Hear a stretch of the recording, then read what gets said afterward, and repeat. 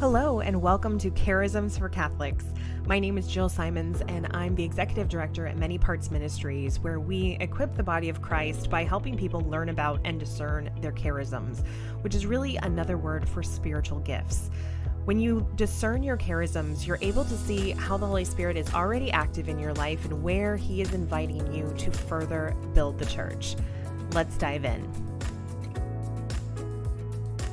Hello, and welcome to today's episode of Charisms for Catholics. My name is Jill Simons, and today is our very first podcast episode for Opt Out October. Now, we've been talking about this for a little bit and kind of preparing everybody for it. And I really hope that even if you're a casual listener to the podcast, that you join us for this month of October. And it's not that you have to do everything on the calendar, everything for every one of the days. If you want to do that, you can download the PDF using the link in the show notes or description to be able to get all of the materials we have for Opt Out October. But even if you just want to follow along on the podcast, we're going to have 5 weeks of interviews with experts on decluttering all different parts of our lives, letting go of things that are not our best yeses so that we have more of every kind of space in our life to be able to embrace what it is that God has for us, especially in our charisms. We don't want to be stuck in a situation where we have to say no to something that is a great fit for our charism that we even feel like the Lord is calling us into, because our home or our schedule or our mental load is too cluttered for us to be able to say yes to that opportunity. So kicking things off with us today, we have Gina Morton, who is a Catholic decluttering coach. She works very much with the physical spaces, which is our topic for this week, helping declutter the physical world. And she's going to share with us about the kind of unexpected impact that has on the spiritual side of our lives as well. So Gina, thank you so much for being here with me. Hi, Jill. Thanks so much for having me. It's a pleasure to join you. So I would love to hear your Genesis story a little bit. I'd love to hear about a little bit about you, just kind of where you are and things like that. But then also, how did the Holy Spirit lead you into the specific path of being a Catholic decluttering coach? So I have always been one of those organized people, and I've always loved to get rid of things. And I would just declutter my friends' homes and spaces for fun. And then when my youngest daughter went off to kindergarten, I thought, you know what, maybe I could make a go of this. So I started decluttering people's homes locally here. I'm from the Lehigh Valley in Pennsylvania. And I got to the point where I realized I could make people's homes picture perfect, magazine worthy, but I always felt like there was something missing. And so that's when I got the Holy Spirit message that I should start a podcast. And I was a little scared to put my faith out there because I'm not a theologian. I don't know everything. And I thought, you know what? I'm not going to be afraid. I'm just going to go for it. And, I've met the nicest women doing this, but I realized that if we want to have these homes that run well and are, contributing to the type of life that we want to live and the families that we want to have growing up in those homes, there was more to it than just getting rid of the stuff. And I realized that like our faith has to be at the core of running our homes. So that's why I decided to make the podcast Catholic. And so I help Catholic women declutter really different areas of their life. A lot of like what you're talking about for October. I work in all those different areas so that they can hear the voice of God. And I think sometimes when you hear from God what He wants you to do, there's a lot of very practical things that might stand in the way of being able to say yes. And so that's really my mission is like, what can we clear out of your life so that you are free to say yes? And so I do the physical decluttering. I do meal planning because a lot of times it's like, what are the stuff that bogs moms down, and I also do budget coaching because I think money is a huge part of being able to say yes to God is like, maybe you're being called to be a missionary, but you've got, tons of student loan debt. Well, you got to take care of that before you're free to say yes. So that's kind of what I do on my podcast. And yeah, happy to be here. But you're like the poster child for Opt Out October. We just should have sent everyone to you and we could have called it a day. And that's what we'd like to do is refer a lot of people to you because I think that that's the hunger a lot of people have that kind of led to us creating this month to begin with. Yeah. And I think, like there's so many excuses of why people don't say yes. And I think there's so many of us that have gotten little tugs on our heart and we just quiet it. We're like, shush, shush, God, I don't have time for that. Or this season of my life, I can't do that. But really, at every season, really you should just wake up every day and say, what do you want me to do today? It's not give us this quarterly update, God, it's give us this day our daily bread. So really every day we're renewed, and it's just if you can truly start your day and ask, what do you need me to do today? Yeah. That's that's the secret to happiness, right? You just Yes. say yes.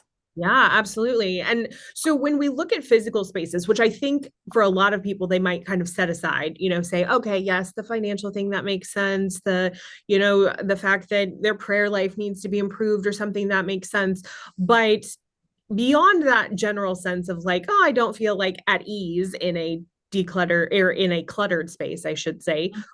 What is the deeper thing that you want people to understand about the connection between their physical spaces and the results they're able to achieve, and the freedom they're able to experience?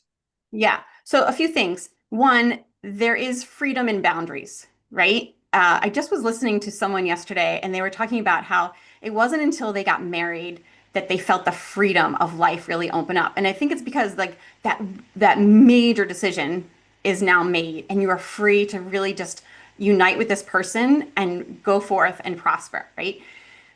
The physical, I mean, it really goes down to with God, if you go all the way back to Genesis, the very first book of Genesis, one of the first lines of the Bible is like, in the beginning, there was chaos, right? And what was the very first thing God did? He brought order to the universe. He divided the day from the night. And that's in us, down to a cellular level. We are very organized and tidy. And I think that naturally that's what we crave. I think that's what brings us peace is when things are in order. Yes, there are plenty of people that can live in, a lot of clutter and they're fine. I envy those types of people. But for me personally, I can't.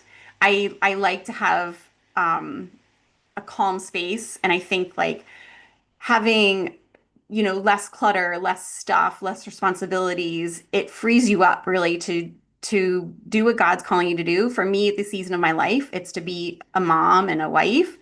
And I always think that a more organized mom can be a more spontaneous mom. The mom that's like, oh, let's go to the pool. And then you realize, like, oh, the towels are molding up in the trunk of the car because we never got them out last week. You know what I mean? So there is definitely a connection between like having your home running smooth and being able to do what you're called to do. Yep, that makes a lot of sense. And I think that there's also that just kind of buzz, I don't know, hum of like everything isn't finished that you have when there's things that are, like messes and things like that. I know so many women like can't go to bed until all the dishes are done and put away or something like that because there's just like this ineffable aura like things are not completed here. And that sense that that's constantly the case can make it seem like you don't have any space in your life to do something else or things like that. And obviously, you've got people that fall all across this huge spectrum, right? You've got the people that like kind of push too far and become like very attach a lot of self-worth to cleanliness in their home and things like that. And then you have people who are not caring about this at all. And so what is it that you think about to help you find the balance where you are able to not be, unnecessarily writing other family members maybe or small children that are getting things out, but you're also not just like, okay, never mind, I don't care, I'm not even going to try. Yeah, I think one of the things about me that would surprise people is that I do consider myself a maximalist.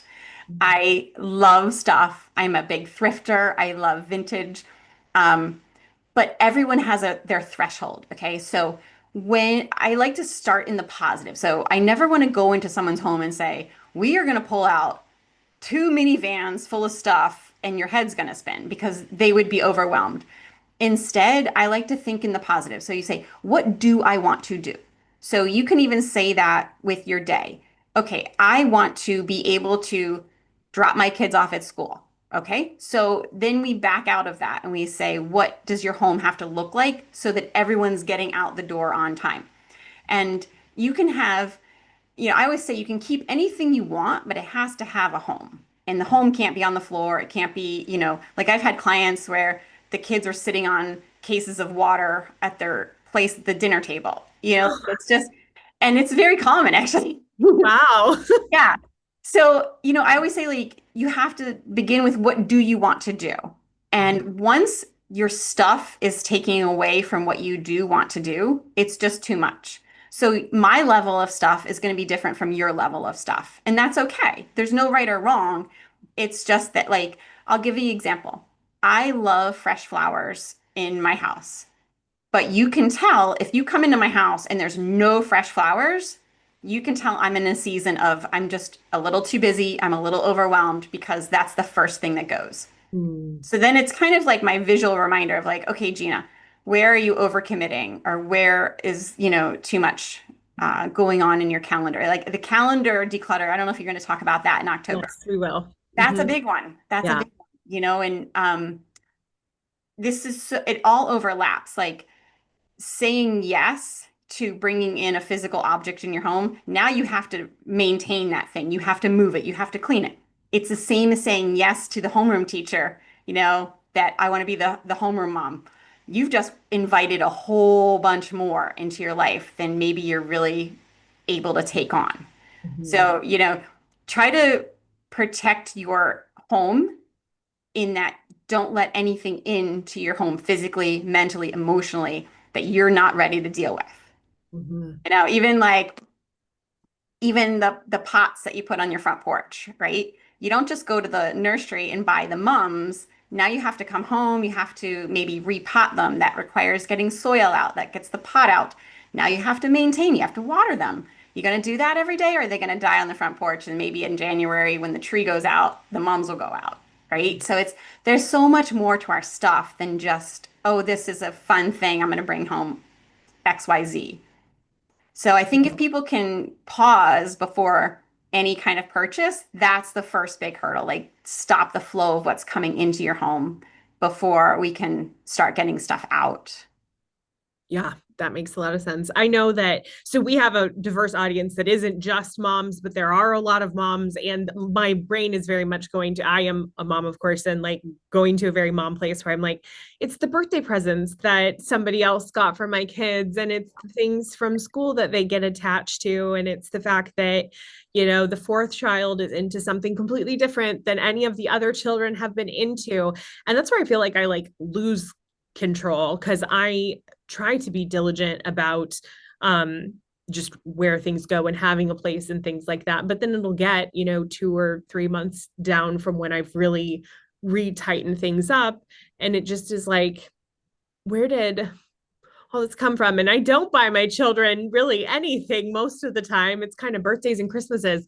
And so I think that there's always a question in people about like where charity fits in like receiving things that people want to give to you and like letting your children have things and stuff like that. So what's your or kind of what's the mindset that you feel like is helpful for people to adopt about like charity's role in this? So you want to be a grateful receiver, right? And it's hard with grandparents or, even like the dentist. Like if you pay attention, your kids bring home stuff constantly. Mhm. It's like the dentist. They get a sticker at the doctor's office. It's constant. It's a Valentine's Day party at school. Now there's these mini erasers and pencils. Like it is constant all day long. So you have to really, again, what do you want to keep? So for kids, artwork is a big one, right? My personal qualifications for keeping something is it has to be handmade by the kid, like not like a coloring sheet, and it has to have a handprint or something. And then it goes into what I call their special bin. And each kid has a special bin, and they get to decide what goes in it. I get to decide what goes in it, that sort of thing. So that kind of helps me frame, like we're going to keep this thing. I have 4 kids as well. Luckily, all 4 of them are into Legos, so that was always kind of our thing. And we have 2 rooms of Legos in my basement.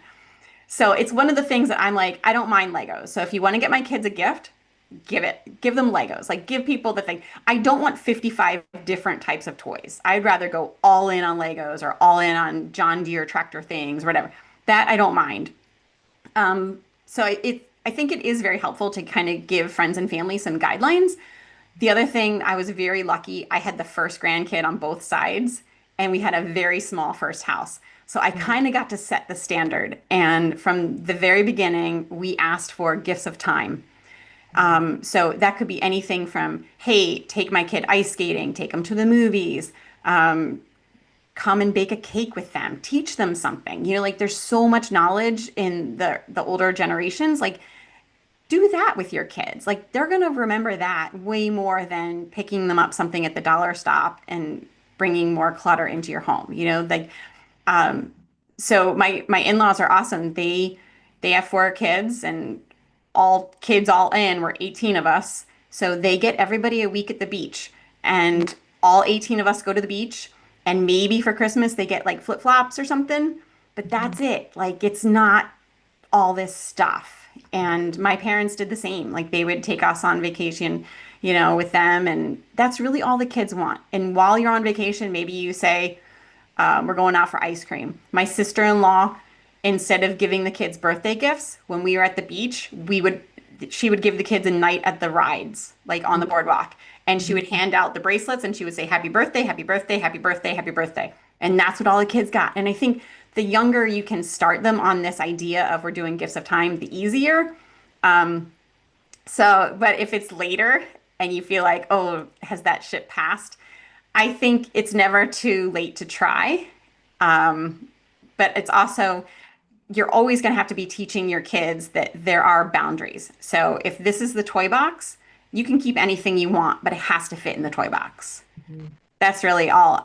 And it makes the toy box the bad guy. It's not you, it's not anyone else. It has to fit in here. I just had a coaching call this morning, and the lady had all these bottles of drinks from Costco, and they were all on her floor. And I'm like, that's fine. You can shop at Costco, you can do that, but you have to have room for this stuff, and it can't be on the floor. So her homework today is she's got to clean out her pantry and make room for those bottles. And then you decide, do I really need to buy in bulk like this? Or can I just buy a six pack because I'd rather have this other stuff in my pantry? So Mhm. that's like, that goes for anything in your life. You have a limited amount of space, time, energy. So it has to fit in those parameters. What would you say to someone who really struggles with the emotional attachment to things? So like things that are sentimental, things that where maybe they're looking for an emotional need to be filled by things that they have or also things that they acquire. So like liking to shop to fulfill an emotional need or something like that. And that can feel like a very tender place to people where it's like I don't it feels like I would have to you know do so much work basically to fix this one aspect of things. Is there something that's kind of a shift in the frame of mind or something that you could offer to people in that situation to help reframe how they're thinking about those things? Yes. So my homework for all of my clients and the people that take my course is we start our day with the rosary. Mm. Hands down, greatest thing you will ever do for yourself. And what happens is the more you pray the rosary, the less you are attached to things of this world. And naturally, we call them the gimmies in our house. It was an old Berenstain Bears book. Oh. The gimmies kind of subside, and you become filled with God's love and his mission, and you just wake up every day on fire to do what he's called you to do. And you're like, I don't have time for this stuff. I don't have time to be just browsing around Target for an hour and a half. Like, I'm on a mission from God. I better get to it. But you have to get to that place. So I wouldn't start with decluttering sentimental things. I would start with waking up, praying your rosary. I know, like, probably there's people listening thinking, oh my gosh, I don't have time to pray the rosary. Before you reach for your phone, reach for your rosary because you have to give God the first fruits of your day. And then you let Him set the agenda for the day. And again, it comes back to like, what are you doing to say yes to him? Like, if you can't even wake up and give 20 minutes to the rosary, what are you doing? So don't start with decluttering sentimental stuff. Start with, cleaning out your spiritual life. Start with filling your mind with God's word and love, and eventually you'll see the things of this world just fade away. Um, and it takes time, but you'll like, even if your brain is cluttered with negative thoughts or what other people think, like that all fades away once you really get into the word of God. And like the rosary is the perfect prayer, and our Blessed Mother has asked us every apparition, she says, pray the rosary, pray the rosary. So we have to do it what Mama Mary tells us to do. Mhm. Yeah, I But love that. but again, the practical side of it is don't start with the sentimental stuff. Start with trash. There's trash everywhere, even if it's picking off the dead leaves of a plant, in your house. Like there's envelopes, there's something you can throw away. So Mhm. start with that, and then tidy, which is putting away things that have a home. And then what's left is the stuff that doesn't have a home. So that's what we could call clutter. And if you don't love it enough to give it a home, then do you really love it enough to keep it? Mhm.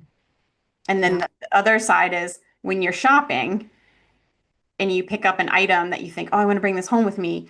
Do you love it more than whatever is already on that shelf or something? Okay. So could you go home and get rid of something? And that sometimes helps you to kind of slow down the urges of bringing more into your house, because you have to think, where is this going to live? Yep, that prioritization that needs Mhm. to happen for you to be able to move forward. Um, I think that a lot of where my sort of ongoing struggles with decluttering, just to like use you for my own coaching for a minute, maybe, or something, if I can, is around places where I, my children who definitely were not like raised this way from the cradle, and this is like their pervasive understanding of things. We do a lot of experience things with grandparents, but like I said, it really is diverse interests. There's not one thing I can think of that even two of my children like. Like they all like their own things, and there's only one play space. And so they each have these things that feel very important to them. And it's always a struggle to get them to let go of things or to move them through this process. And it is very, I, like if you've ever seen the movie Up, where the the old man wants the bird to just go away, and he's like, oh, the kid will forget about it, and the kid wakes up and the first thing is like, where's Kevin, which is the bird, like that's the first thing he thinks of. That is my children, like where I will be like, oh, they haven't played with this in 6 months, and they'll wake up and that's like the first thing that they just automatically have like a radar for. And I struggle with like managing that, where it doesn't feel like I'm just imposing something, especially about removing things they already own. So it's not necessarily like bringing in new things, but things like you have 37 different stuffed things, because that's kind of the love language that they have, is stuffed animals. And so I'm just interested in your thoughts about that, like approaches and things, and kind of where to push and where you are like, okay, this seems not like the battle I want to pick. Yeah. So when kids are really, really little, I say just declutter. Go ahead, do what you want to do. Yeah. They get to a certain age where they are going to notice, they are going to, maybe push back a little bit. And so that's when you have to honor their wishes. And it's also a great teaching opportunity, because this is a life skill. They will always have stuff that they are going to have to manage. So again, maybe, there's something that you could say to the kid, like, okay, this is your area for your things that you love. And that becomes the bad guy. Like, if it doesn't fit in here, then we don't have room to store it. And when Christmas comes around and birthdays come around, okay, this is the space we have. If you want to keep this gift, we have to say goodbye to something else. And they might just love everything that they already own and be totally happy. But again, we can't just keep giving them more, more, more, because I have so many women I work with that they are totally overwhelmed. And I think, you're 40, 50 years old and you're overwhelmed. Imagine what a toddler is thinking. So they get just as overwhelmed as we do. And if they can't tidy up in, a few minutes. So if they're 4 years old, I say they should be able to tidy up in like 4 minutes, roughly. And whatever is left out after the 4 minutes is probably too much for them. And kids need way less than we ever think. It's like you go to a third world country, those kids are playing with a bottle cap and they're happy. You know what I mean? So, um, just, I think our job is not to give our kids everything that they want. Our one job is to raise them up in the faith. Mhm. So, and there's all different ways you could take that. Like, God put you in charge of these toys. Like, are you managing them well? Can somebody else use them? Can we pass these on to another family that could use it? Um, all sorts of things you can get into. But I think the bottom line is give them a designated space and that's it. That's your, maybe you have a couple spaces. Maybe you have under your bed storage. Maybe you have in the basement. Maybe like we have our TVs on a kind of a stand that has some drawers. And I've noticed that my daughter has taken over one of the drawers, but that's fine because it was empty. So she puts her Barbies in there now. She's my first kid with Barbies. My fourth kid, I had a hard no on Barbies until she came along and here we are. That's my youngest with cars. Like no one was into cars and he is only 3 and it's been so interesting because none of my children have really had like we also have the Berenstain Bears book with the Gimme. I feel like that's like, cultural classic at this point, but no one has ever struggled with that until my youngest, my 3-year-old, and it is like intense for him. Like he is not allowed to go to any stores anymore at this point because of the level. And where everyone, even my other children, my child who's 2 years older, is like, where is this coming from? Like, what is this? This isn't how we are. Um, and so do you feel like there are some people where like this is just harder and there's like more virtue growth that's necessary, or is it like primarily a learned behavior? Do you think this kind of just like your opinion on that? Well, okay, first of all, you have to remember the people that call me are ready. Mm. So they are ready to make a big change. And sometimes I think it's just a matter of like, don't force it. Like, you don't want to, cause trauma where there doesn't need to be trauma. So Mm. if people aren't ready to declutter, that's okay. You just have to wait. And, sometimes I think you just have to get sick and tired of being sick and tired, or, the pain of staying where you are is greater than the pain of change. But I really do think that you have to pray through it because sometimes it could just be, a fear of what is God calling me to do? Like, if I do get out of debt, what's he going to ask of me? Or if I do clear this space up, is it going to free up my day? And then what am I going to do with my day? You know what I mean? So, like, there's always something more kind of going on. But I think if, again, I just think the rosary is the greatest prayer in the whole world. And I think that there is a rosary for every situation.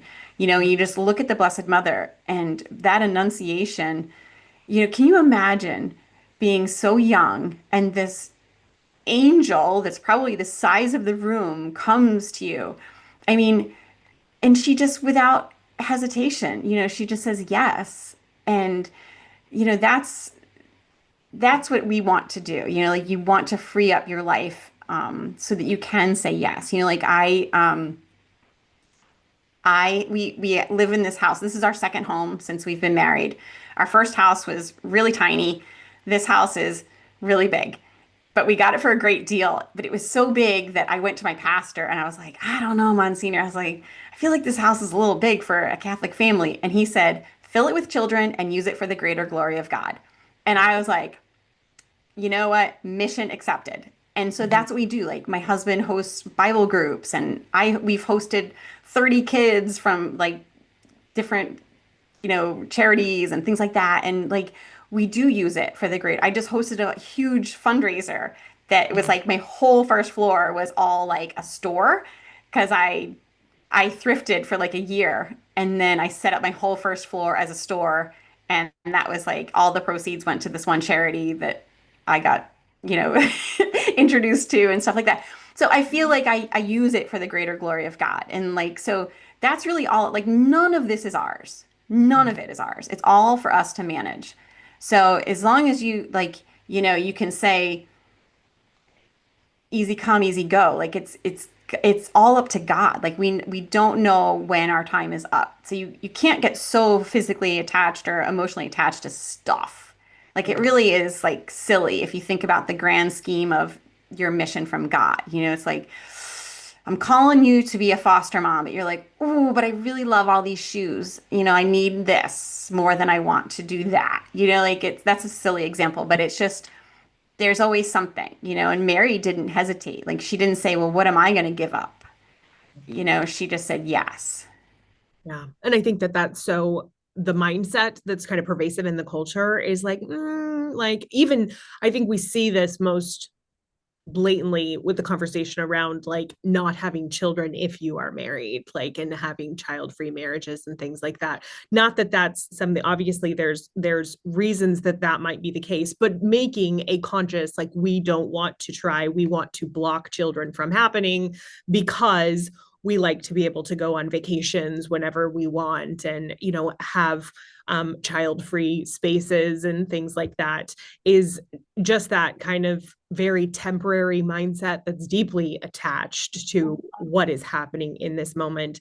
And I think that that's what children children are the craziest, like where it helps you grow and like sanctifies you in so many ways. But then there's also places like this where I feel like they like pull me back, like where I'm just like, this isn't a huge issue that I have personally, but this seems like something that is really a struggle for you guys.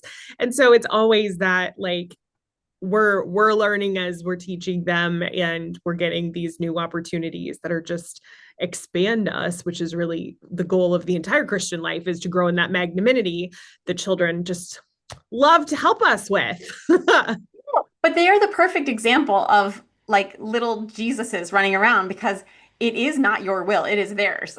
Yes. So like they're setting the agenda for your day, but you just have to say, okay, you know, like, and I don't know. Yeah, I get frustrated. Yes, of course. But on my good days, I'll say like, okay, they're not an interruption to my work. They are my work. And, you know, and again, same with having stuff in your home. Like, what do you want to keep? What experiences do you want to have? I always had my things that I did want to do as a mom. So my top ones were like religion, um, eat really well, really good food, love the outdoors, and I had a never say no policy if a kid brought me a book. Mm. And so those were kind of the things that I would always keep in check every single day. And then, you know, of course, they're going to come to you and, you know, have their agenda or whatever. But again, the less stuff you have cluttering your home, the more you are free to just sit down on the floor and play cards or read a book. You know, it's like the dishes can wait a few minutes, you know, it's not going to overtake your house in a matter of just reading a book or two. But, you know, having a really cluttered kitchen that would prevent you from making good, wholesome meals. Like who wants to chop vegetables after you've spent 20 minutes just cleaning up? You know, it's like people say like, oh, I spent all day cleaning. It's like you probably didn't spend all day cleaning. You probably spent all day tidying. So there's a big difference between I'm going to go vacuum my living room and just going in and vacuuming versus first I have 20 minutes of picking things up off the floor. So that's where like having a tidy, uncluttered home really does free up your day. Like my goal for my clients is always like, let's build you a house that runs itself. Like it's really not that much to do. You're just kind of implementing routines and it's just, you know, doing its thing. Yep.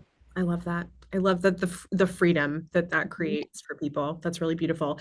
Gina, if people want to learn more from you, hear more about kind of probably the practical side of the decluttering and things like that, how can they connect with you and what ways do you have currently to work with people?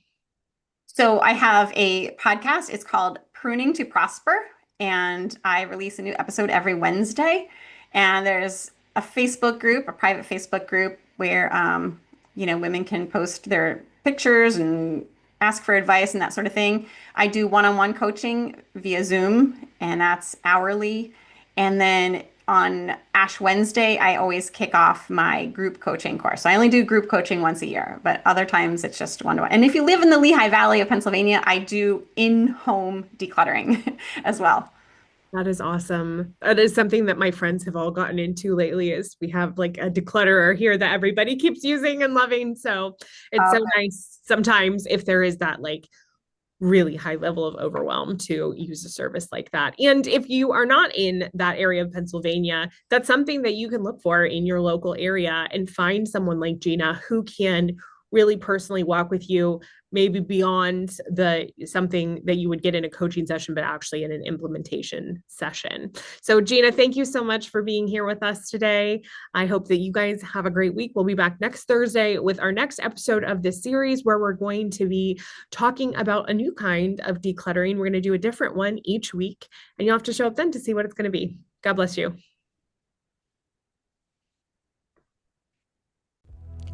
Thanks so much for joining us on today's episode of Charisms for Catholics.